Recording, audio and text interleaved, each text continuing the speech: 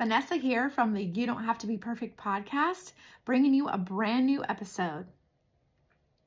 Oh, what a wonderful world it would be if we obeyed God's law.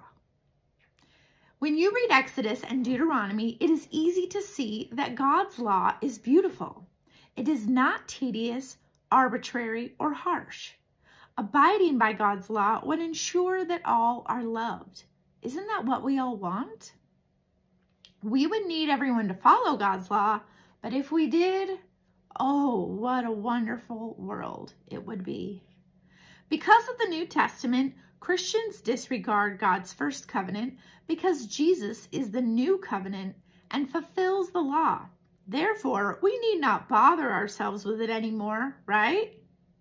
But look, Jesus speaks of the law of Moses, which was God's law, delivered by Moses to the Jews, and tells them, Moses gave you the law, but none of you obeys it. In fact, you are trying to kill me. John 7:19 NLT. We try to kill Jesus every time we choose our own way. Nothing has changed since Jesus walked the earth. Jesus pointed to the Father in everything he did. In verse 16, he says, my message is not my own. It comes from God who sent me. John 7:16 NLT.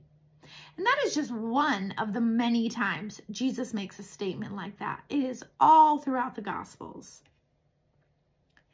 If we proclaim to love Jesus, we must look to the Father as Jesus did.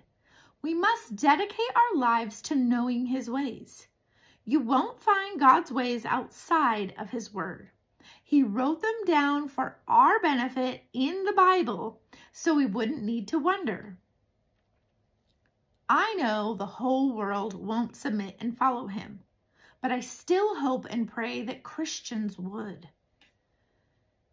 If the world can't see a noticeable difference in how we live, then we aren't doing it right. Jesus lived differently, and people definitely noticed. The ones who the Father chose for him believed, followed, and were blessed. The ones who rejected him killed him to remove the threat he posed on their current way of living.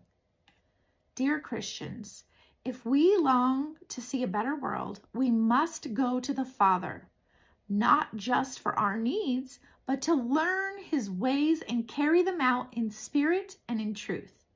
Just imagine how beautiful it would be. Thanks for listening.